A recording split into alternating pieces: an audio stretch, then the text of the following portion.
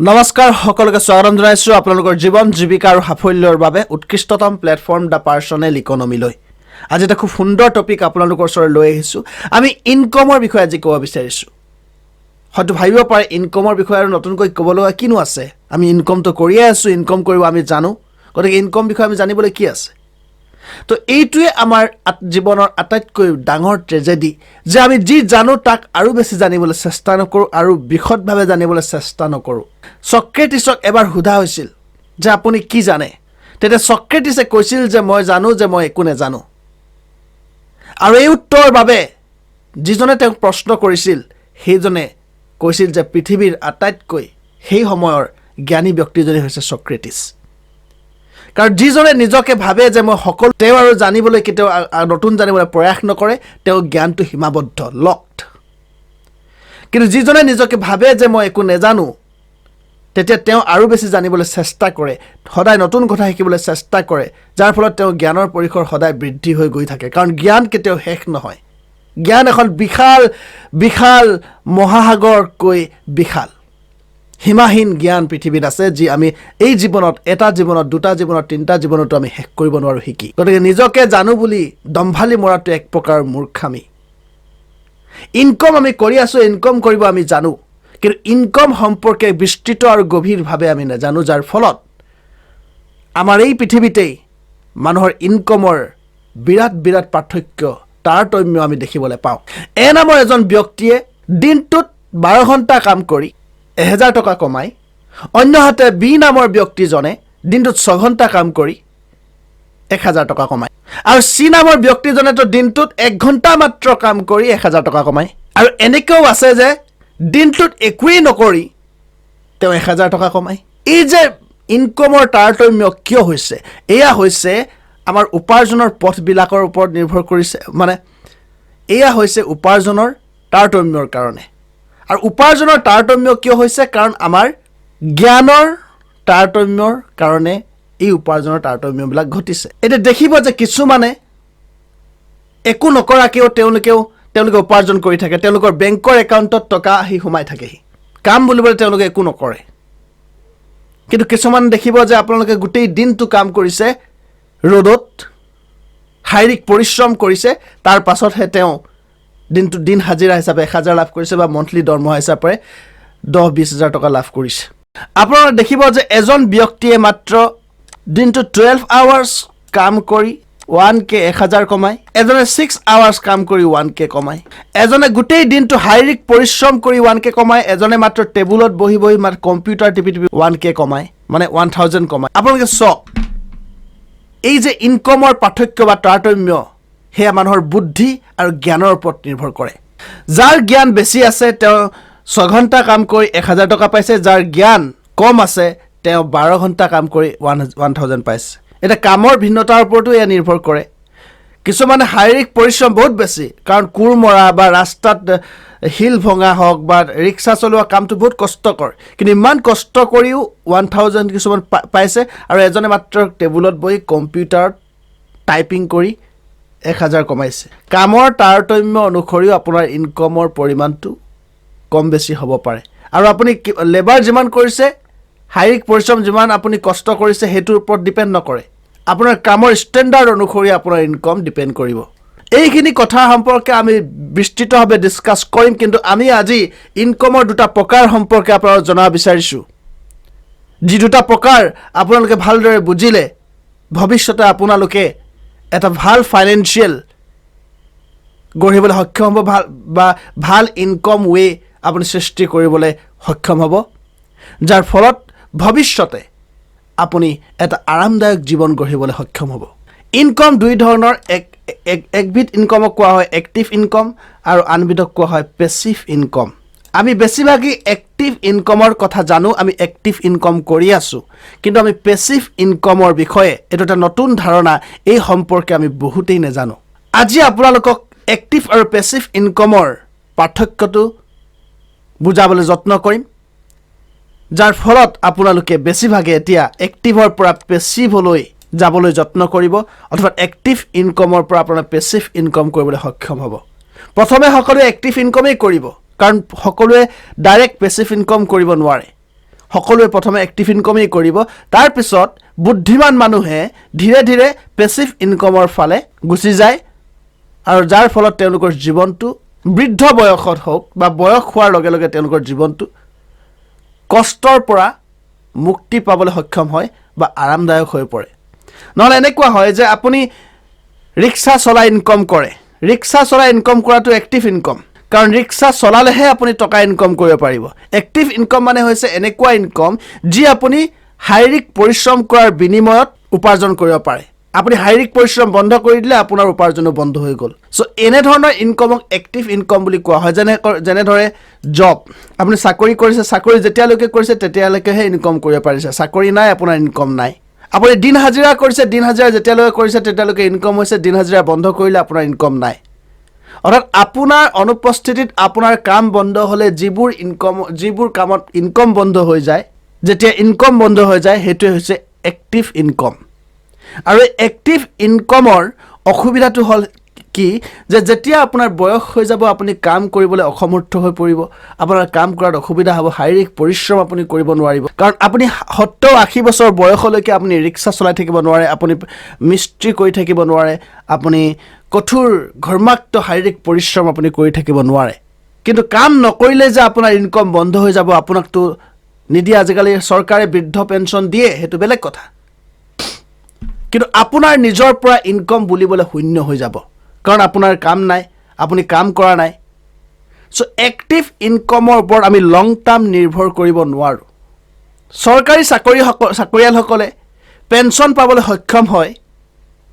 সেইটো ভাল কথা তেওঁলোকৰ এটা নিৰাপত্তা থাকে কিন্তু যিসকলে চৰকাৰী চাকৰি নকৰে তেওঁলোকেতো পেঞ্চন নাপায়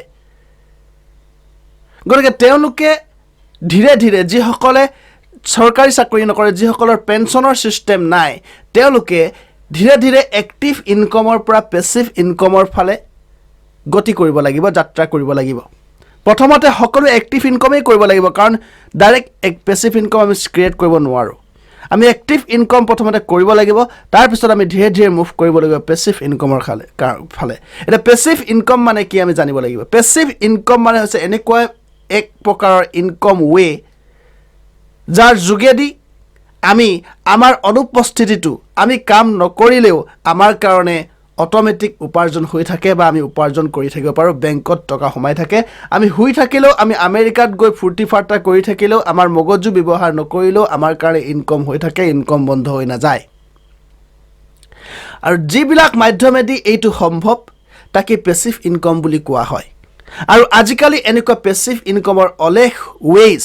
বা ৰাস্তা আমাৰ কাৰণে আছে ইণ্টাৰনেট অহাৰ পাছত পেছিভ ইনকমৰ সুবিধাটো আৰু বেছি আমাৰ কাৰণে এতিয়া পেছিভ এক্টিভ ইনকমৰ বা পেছিভ ইনকমলৈ কেনেকৈ যাব আপুনি ঠিক আছে আপুনি দৈনিক পৰিশ্ৰম কৰি 1000 টকা ইনকম কৰে আপুনি 1000 টকা দৈনিক পৰিশ্ৰম কৰি উপাৰ্জন কৰে আপুনিতো এয়া খুব বেছি আপুনি 60 বছৰ বয়সলৈকে কৰিব পাৰিব 60 বছৰ বয়সৰ পাছত আপুনি শাৰীৰিকভাৱে পৰিশ্ৰম কৰিব নোৱাৰিব তাৰ পিছত আপুনি কেনেকৈ উপাৰ্জন কৰিব আপোনাৰ ওচৰত টকা ক'ৰ পৰা আহিব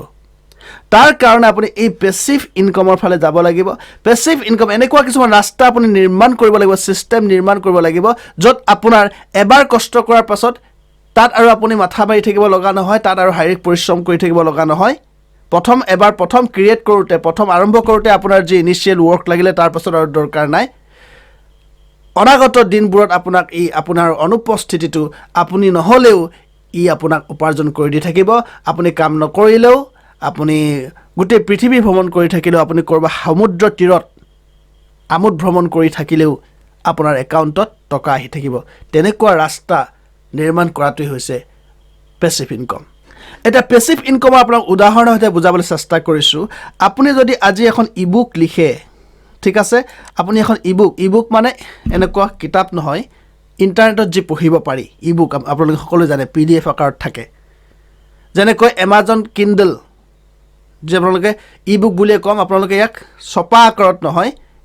আপোনালোকে ইয়াক কাগজত নহয় আপোনালোকে ইয়াক ইণ্টাৰনেটৰ পেজত আপোনালোকে পঢ়িব পাৰিব তাক ইবুক বুলি কোৱা হয় ইলেক্ট্ৰনিক বুক এই ইবুক এখন প্ৰথমতে আপুনি বনাওঁতে আপোনাৰ যি কষ্ট হ'ল তাৰপিছত আপুনি অনলাইনত ইয়াক বিক্ৰী কৰিছে বা এমাজন KDP কৰি বা কিণ্ডল পাব্লিশ্বিং আপুনি কৰিছে তো এবাৰ পাব্লিছ কৰাৰ পিছত ই আপোনাৰ ওচৰলৈ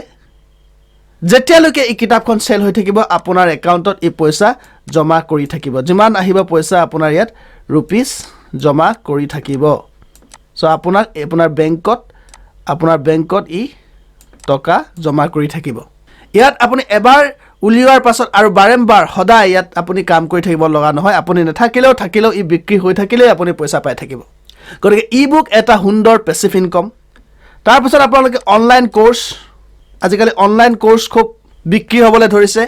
অনলাইন কোৰ্সৰ যোগেদি বহুতে কোটি কোটি টকা উপাৰ্জন কৰিছে এই অনলাইন কোৰ্সটো প্ৰথম বনাওতে আমি এতিয়া অনলাইন কোৰ্স বনাই আছো এইটো বনাওতে প্ৰথমতে আপোনাৰ কষ্ট হয় তাৰ পিছত এবাৰ লাইভ কৰি দিয়াৰ পিছত এবাৰ ৱেবসাইটত ইয়াক লিষ্ট কৰি দিয়াৰ পিছত যেতিয়ালৈকে চেল হৈ থাকিব আপোনাৰ একাউণ্টত এই পইচা আনি থাকিব আপোনাৰ উপাৰ্জন কৰি থাকিব বাৰম্বাৰ আপুনি ইয়াত কষ্ট কৰি থাকিবৰ প্ৰয়োজন নাই আপুনি নহলেও ইয়াৰ ইনকম কৰিয়ে থাকিব ঠিক সেইদৰে আপুনি এখন কিতাপ লিখিলে আমি অনলাইনৰ কথা নহয় এখন কিতাপ লিখিলে বুক এখন কিতাপ লিখিলে প্ৰথম লিখোতে যি কষ্ট তাৰপিছত পাব্লিশ্বাৰক দিলে যদি আপোনাৰ কিতাপখন ভাল হৈছে পাব্লিশ্বাৰে প্ৰকাশ কৰিলে আৰু যিমান দিনলৈকে মানুহে কিতাপখন কিনি থাকিব বজাৰত চলি থাকিব আপুনি ৰয়েলটি হিচাপে পইচা পাই থাকিব ঘৰত বহি পাই থাকিব একো নকৰাকৈ পাই থাকিব সেইটো হৈছে আপোনাৰ পেছিভ ইনকম আপুনি এফিলিয়েট মাৰ্কেটিং কৰিব পাৰে এফিলিয়েট মাৰ্কেটিঙৰ বিষয়ে আমি বিস্তৃতভাৱে শিকিম এফিলিয়েট মাৰ্কেটিং এটা আধুনিক উপাৰ্জনৰ উপায় এটা আপুনি এমাজনৰ সৈতে এফিলিয়েট মাৰ্কেটিং কৰি আপুনি পেছিভ ইনকম জেনেৰেট কৰিব পাৰে আপুনি এটা এমাজনৰ পৰা প্ৰডাক্ট সিলেক্ট কৰিলে আৰু আপুনি যদি ইয়াক ফেসবুকত হওক ইউটিউবত হওক শ্বেয়াৰ কৰিলে আৰু তাৰ পৰা যি আপোনাৰ লিংক আপুনি যেটো লিংক দিলে সেই লিংকৰ পৰা মানুহে যিমান কিনিব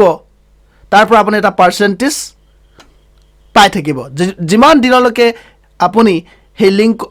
লিংকৰ পৰা মানুহে কিনি থাকিব আপুনি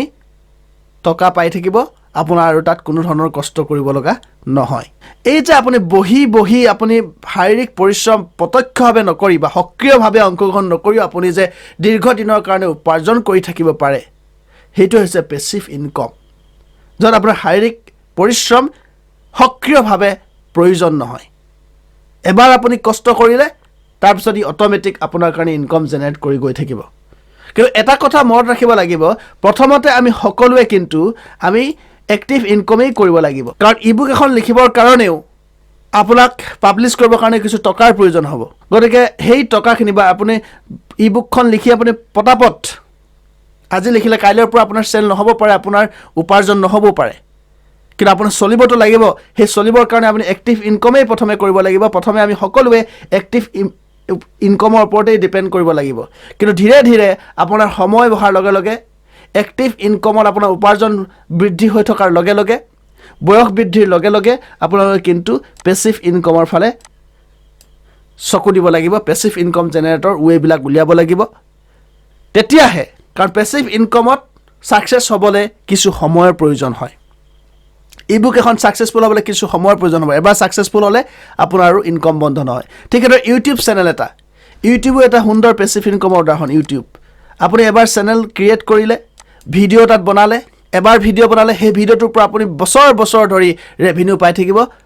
পইচা পাই থাকিব কিন্তু এই ইউটিউবটো সাকসেস হ'বলৈ কিছু সময়ৰ প্ৰয়োজন হয় ধৈৰ্যৰ প্ৰয়োজন হয় এটা নিশ্চয় আপুনি এক্টিভ ইনকম পেছিভ ইনকমৰ মাজত থকা ডিফাৰেন্সটো বুজি পালে হয়তো আপোনালোকে নিশ্চয় পেছিভ ইনকম ক্ৰিয়েট কৰিবৰ কাৰণে এতিয়াৰ পৰা চিন্তা কৰিব এক্টিভ ইনকম সকলোৱে কৰি আছে যিসকলে জব কৰিছে বিজনেছ কৰিছে এক্টিভ ইনকম কৰি আছে আপোনাৰ জীৱনৰ এটা সময় আহিব যেতিয়া আপুনি এক্টিভ ইনকম কৰিব নোৱাৰা হ'ব তেতিয়া আপুনি কিন্তু পেছিভ ইনকম কৰিব লাগিব আৰু সেই তেতিয়াৰ কাৰণে এতিয়া আপুনি প্ৰস্তুতি চলাব লাগিব পেছিভ ইনকমৰ যিবিলাক ৰাস্তা আপুনি সেই ৰাস্তাবিলাক এতিয়াই ক্ৰিয়েট কৰিবলৈ চেষ্টা কৰিব লাগিব ইবুক এটা সুন্দৰ পেছিভ ইনকমৰ উদাহৰণ আপুনি দেখিছে অনলাইন কোৰ্স এটা উদাহৰণ তাৰ পাছত কিতাপ লিখাটো এটা উদাহৰণ যদি আপোনালোকে আজিকালি শৰ্ট ফিল্ম চলিছে আপোনালোকে যদি ফিল্ম বনায় শৰ্ট ফিল্ম যদি বনায় হেতু আপোনাৰ এটা পেছিভ ইনকমৰ উদাহৰণ যদি এখন মুভি সিনেমা বনাইছে হেতু এটা পেছিভ ইনকমৰ উদাহৰণ কাৰণ সেই সিনেমাখনৰ পৰা এবাৰ বনোৱাৰ পিছত সেইখনৰ পৰা যেতিয়ালৈকে এখন আপুনি ইউটিউবত চলি থাকিব মানুহে চাই থাকিব তেতিয়ালৈকে আপুনি পইচা ইনকম কৰি থাকিব পাৰিব ঠিক আছে অনলাইনত আপুনি ফটোগ্ৰাফি বিক্ৰী কৰিব পাৰে পেইন্টিং বিক্ৰী কৰিব পাৰে এখন পেইন্টিং আপুনি আকুতে যিমান কষ্ট লাগিলে তাৰ পিছত যিমান দিনলৈকে সেইখন বিক্ৰী হৈ থাকিব আপুনি তাৰ পৰা উপাৰ্জন কৰি থাকিব তাত আপুনি শাৰীৰিকভাৱে সক্ৰিয়ভাৱে সদায় ইনভলভ নহলেও হ'ব ঠিক সেইদৰে আপুনি ভাড়া ঘৰ এটা বনাই দিলে আপোনাৰ মাটি এটুকুৰা পৰি আছে ভাড়া ঘৰ এটুকুৰা বনাই দিলে সেই ভাড়া ঘৰৰ পৰা আপুনি প্ৰতি মাহে যদি 10,000 টকা উপাৰ্জন কৰি আছে তেনেহলে সেই 10,000 টকাটো আপোনাৰ পেছিভ ইনকম কাৰণ আপুনি তাত একো ধৰণৰ শাৰীৰিক পৰিশ্ৰম কৰিব লগা হোৱা নাই সক্ৰিয়ভাৱে এবাৰ যি কষ্ট হ'ল বনাওঁতে খৰচ হ'ল তাৰপিছত আৰু আপুনি পাই আছে চ' এই পেছিভ ইনকমটো এটা আধুনিক ইনকমৰ এটা টেকনিক বা এটা ৱে যিটোৰ যোগেদি আজিকালি বহুতে সুন্দৰ জীৱন নিৰ্মাণ কৰিবলৈ সক্ষম হৈছে এটা আৰামদায়ক জীৱন এটা ফেণ্টাষ্টিক জীৱন এটা এনজয়েবল জীৱন তেওঁলোকে মানে নিৰ্মাণ কৰিবলৈ সক্ষম হৈছে কাৰণ আমি সদায় যদি কাম কৰি থাকোঁ আমি যদি 12 ঘণ্টা কাম কৰি উপাৰ্জন কৰি থাকোঁ আমি গোটেই জীৱন কাম কৰি থাকিব লাগিব কাম নকৰিলে আমাৰ জীৱন নচলে কাম কৰি থাকোঁতে আমাৰ গোটেই জীৱন যাব আমি এনজয় কেতিয়া কৰিম জীৱনটো উপভোগ কেতিয়া কৰিম কাৰণ এই জীৱনটো উপভোগ কৰিবৰ কাৰণে আমি এটা সময়ত এক্টিভ ইনকমৰ পৰা পেছিভ ইনকমলৈ শ্বিফ্ট কৰা উচিত পেছিভ ইনকমৰ ৱেবিলাক আমি নিৰ্মাণ কৰা উচিত আৰু ধীৰে ধীৰে যেতিয়া পেছিভ ইনকমৰ ৱেবিলাক বৃদ্ধি হ'ব আমি ষ্ট্ৰং এমাউণ্ট এটা পেছিভ ইনকম কৰিব পাৰোঁ তেতিয়াহ'লে আমি আমাৰ জীৱনটো উপভোগ কৰিব পাৰিম আমি ভ্ৰমণ হওক ফুৰা চকা হওক আনন্দ বিলাস আমি কৰিব পাৰিম